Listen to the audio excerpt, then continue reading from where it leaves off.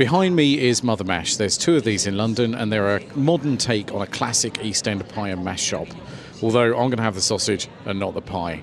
So, as a wise food blogger once said, let's give it a go. Some of you may wonder why I'm sitting outside in the freezing cold in Carnaby Street, and there's some good reasons for this. Now, the 5 of you who subscribe to my channel will know that I had a bad run at Spaghetti House on Saturday, but the ones before that, Brewdog and Bodian's, were really good. And all I want to do is go back to Bodian's and Brewdog. So I have chosen the most random place on my list, which is Mother Mash. There's 2 of them in London, one in Covent Garden, one in Carnaby Street.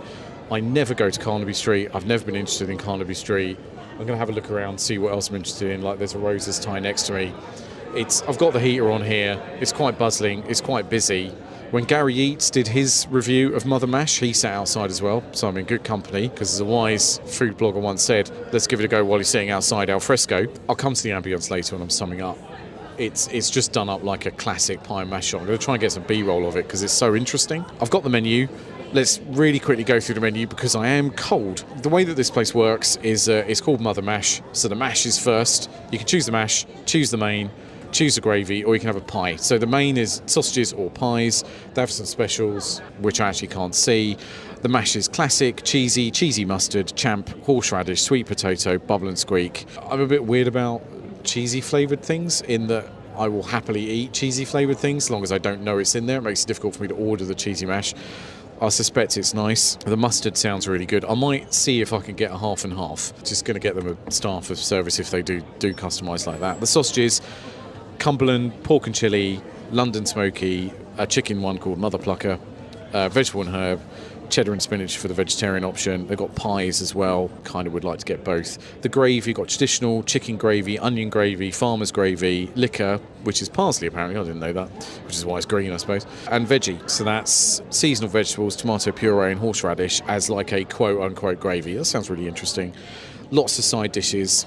It's I'm easily going to be able to handle, because it's £14.50 for mashed sausage and a gravy. I'm going to get some side dishes for the review.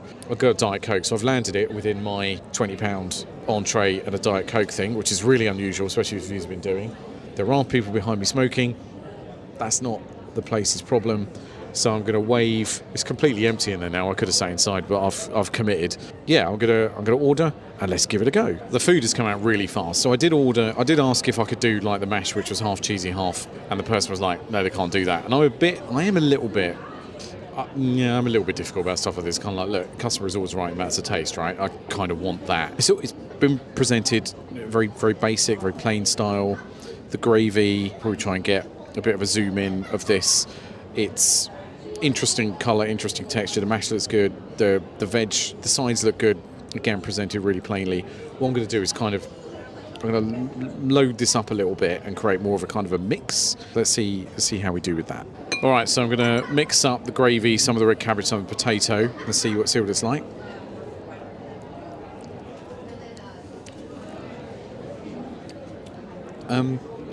Yeah, it's. Oh God, this is exactly what I wanted. Like, when I was going through the list thinking, what can I do to kind of take my mind off? I think that's part of it, isn't it? It's kind of like that bad meal at Spaghetti House really put me off. And now it's kind of like, actually, how do I get back on the horse? And this is... that's really good. It's really satisfying, really simple. Oh, just, like, literally, in all the reviews I've done, and I know I haven't done very many of them, this is the first time I felt that the review is getting in the way of me eating this. This is like... This is so good. All right, let's try a bit of the sausage.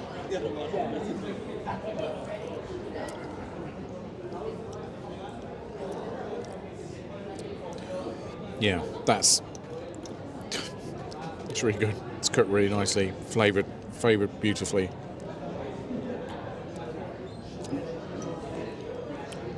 Okay, well, I'm going to... funny enough, what I actually do when I'm watching YouTube while I'm eating is I watch food reviews. So Gary Eats has just posted one. I'm going to watch one of his reviews while I scoff down the rest of this. I'm totally distracted. I'm completely, no pun intended, consumed by what's been put in front of me. It is satisfying, delicious, thoughtful. It's simple. It's really good, really fantastic. As a man stranded 3 million years from Earth once said, I think this is going to be a big score. So I'm doing this review in the W Bar in Leicester Square. Always amazes me, this place. It's a Tuesday evening. It's dead in here. There's like me down one end and a few other customers down the other end. But it's beautiful in here, and it's just, I don't understand why this is like the quietest bar in London, but it's the best place to do a review, and I've got myself an Americano, and it's actually pretty cheap. Here we are. The only downside is I am a long way away from the car, so I'm definitely going to be getting my steps in. But let's think about Mother Mash. Let's do the scores. Ambience. So my methodology with the ambience is I'm looking to see, did the owners put a lot of money into having the vision and the idea behind the brand in the environment, and also a little bit of kind of like, actually, is it a nice place to be, etc. Yeah, you know, it is like a little...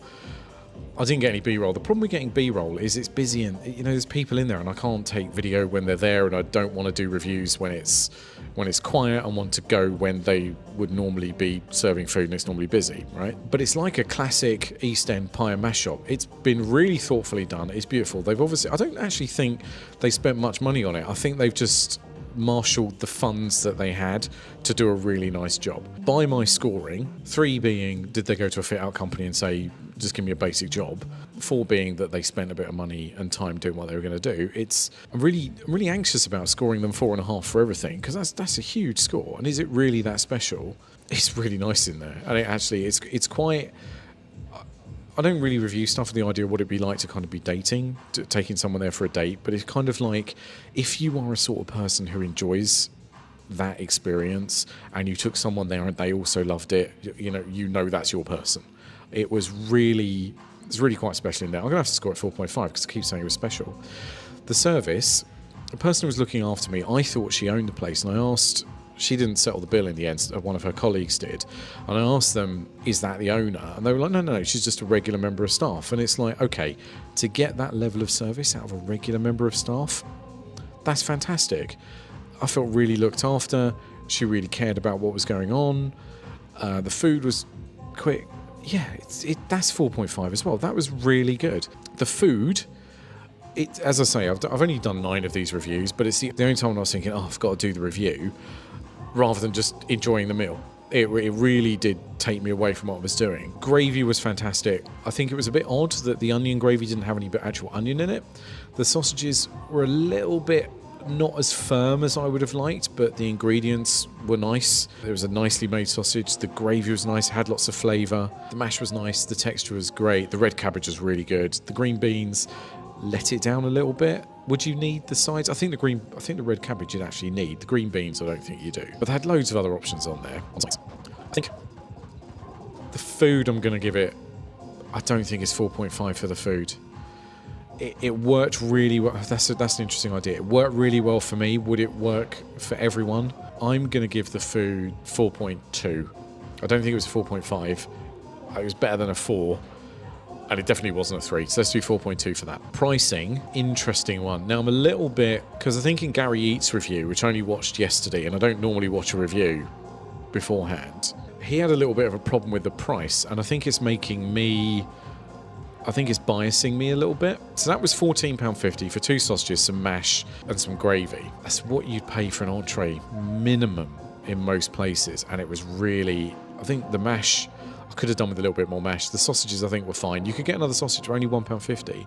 You could get an extra pie in that for only £5. I did manage to do what I needed to do, which is kind of like, can I land a really satisfying meal, not one entree, Diet Coke and service for £20 or under?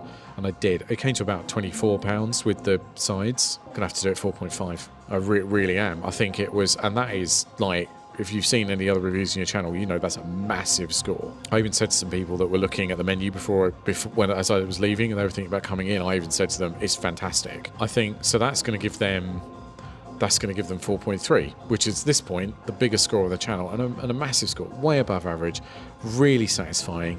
Thanks very much for listening. I'll see you next time. I've realised I never really give a tag at the end of this video, so I'm going to do 2 things. I am going to ask you to like and subscribe. I'm also going to say, there's a Patreon. So if you want to support me early doors on my food review channel YouTube journey, I'd love you forever if you popped over to Patreon and signed up to be an active supporter. Anyway, thanks for watching. I'll see you next time.